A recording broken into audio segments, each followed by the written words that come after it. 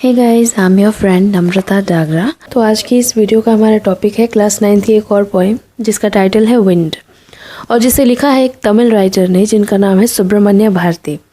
ये राइटर भी है, पोइट भी है, जर्नलिस्ट भी है, सोशल रिफॉर्मर भी है, और इंडियन इंडिपेंडेंस स्ट्रगल जो था उसके अंदर भी इन्होंने बहुत एक्टिवली पार्टिसिपेट किया था। तो ये जो पोएम है इसमें वो विंड की पावर्स को डिस्क्राइब करते हैं, विंड से बात करते हैं poet. He says that wind बहुत डिस्ट्रक्टिव होती है। डिस्ट्रक्टिव का मतलब होता है विनाशकारी। जब हवा बहुत ज़्यादा तेज़ चलती है इसको हम तूफ़ान बोल देते हैं, जैसे स्टॉर्म।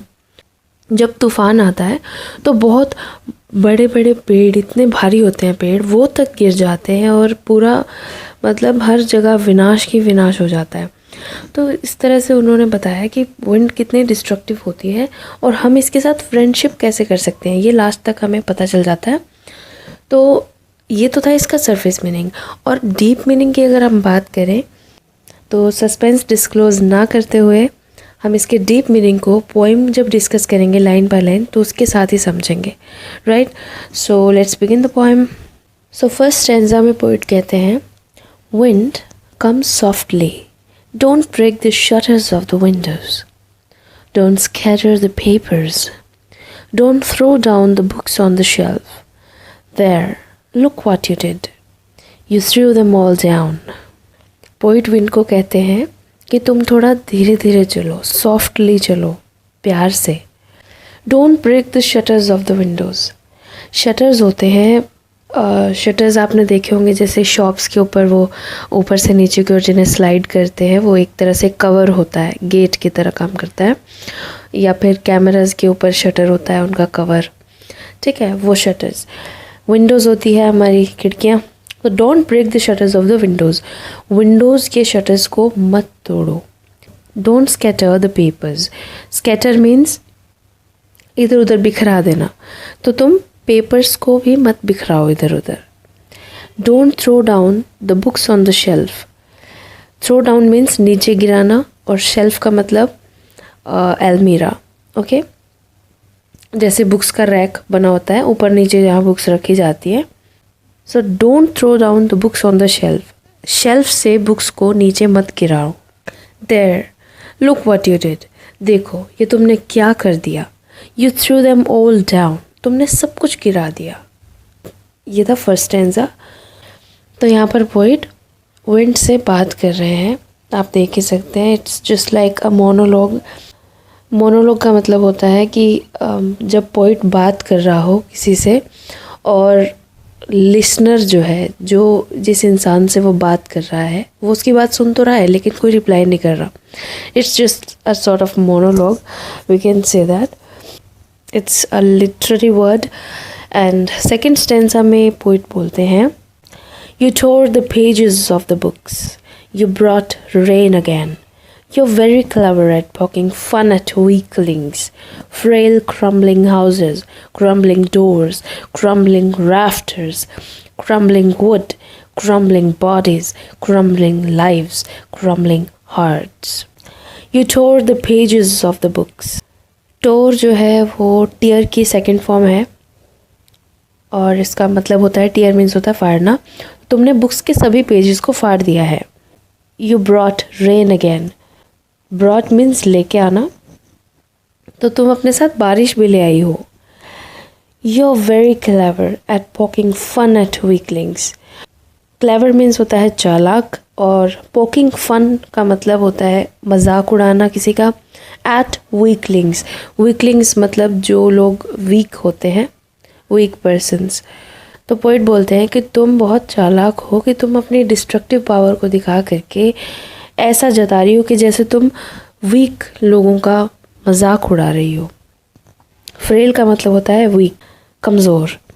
क्रम्बलिंग का मतलब होता है ब्रोकन इनटू पीसेस, बहुत ज़्यादा पीसेस में टूटा हुआ, मतलब बहुत बुरी तरह से टूटी हुई कोई चीज़।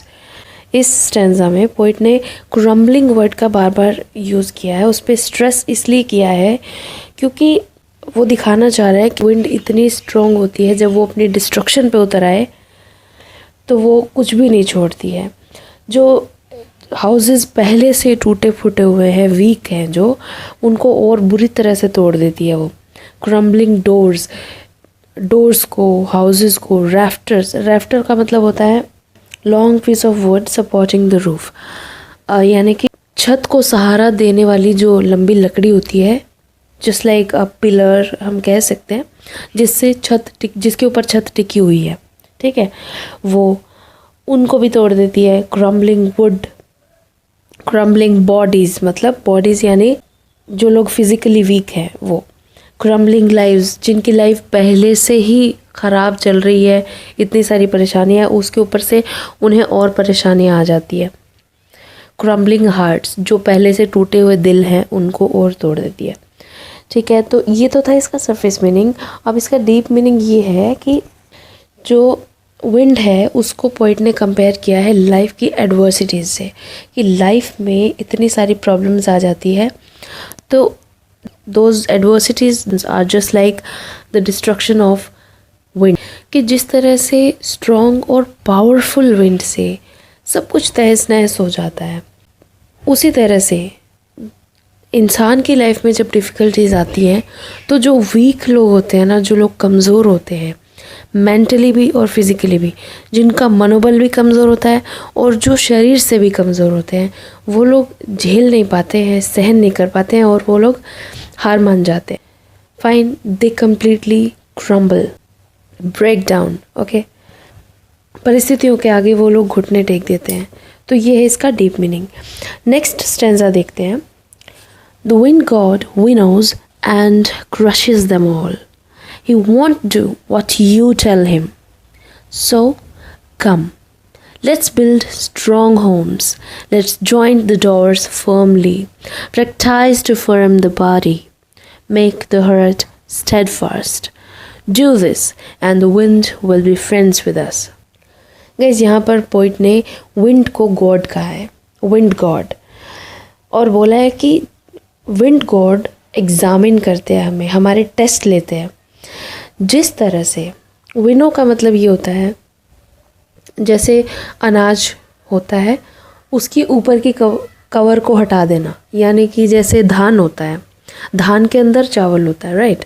तो वो जो धान है उसको हटा देना और चावल को रख लेना, कुल मिला के छान देना उसको, उसकी सफाई कर देना। मतलब जो वीक चीज़ है, जो ख़राब चीज़ है उसको फेंक देना और अच्छी चीज़ को हमारे पास रख लेना। उसी तरह से विंड गॉड हमारे टेस्ट लेते हैं कि जो वीक पीपल है उनको वो बिल्कुल ही वीक बना देते हैं और उनको ख़त्म कर देते हैं। जो स्ट्रॉन्ग पीपल होते हैं वो बच जाते हैं।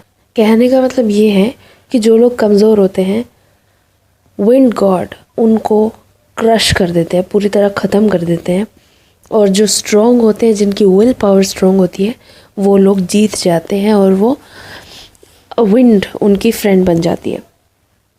He won't do what you tell him. Want is the abbreviation for will not. इसका मतलब है will not, okay? पोइट बोलता है कि विंड गॉड वो नहीं करेंगे जो आप चाहते हो कि वो करे, इसलिए आप उनके अकॉर्डिंग बन जाओ। यानी कि वो कहते हैं so come let's build strong homes, चलिए हम स्ट्रॉन्ग हाउसेस बनाते हैं, अपने घरों को मजबूत बनाते हैं।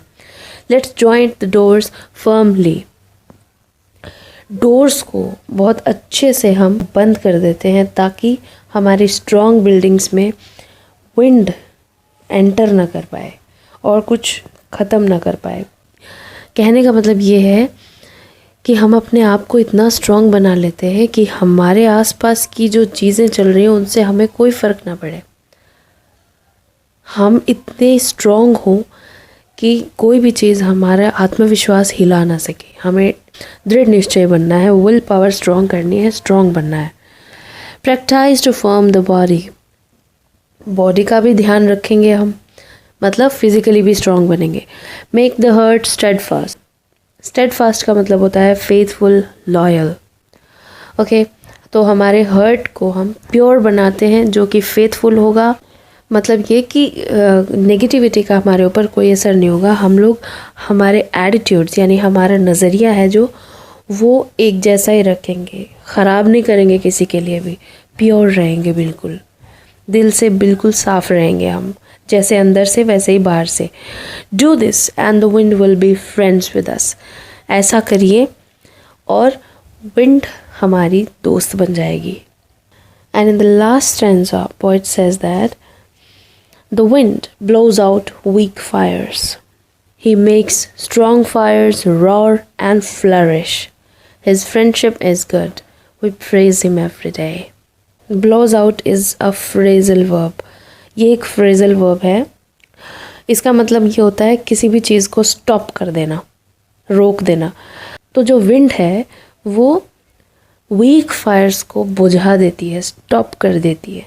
वीक फायर्स यानी कि वीक समझ गए ना, कमज़ोर लोगों को वो जो है पछाड़ देती है, बिल्कुल क्रश कर देती है, उनको ख़त्म कर देती है। रॉर का मतलब होता है लाउड, फ्लरिश का मतलब होता है स्ट्रॉन्ग एंड हेल्दी। एंड जो स्ट्रॉन्ग चीज़ें हैं, जो स्ट्रॉन्ग फायर है, उसको और भी ज़्यादा लाउड, स्ट्रॉन्ग और हेल्दी बना देती है। Right, his friendship is good. Wind की फ्रेंडशिप बहुत अच्छी है।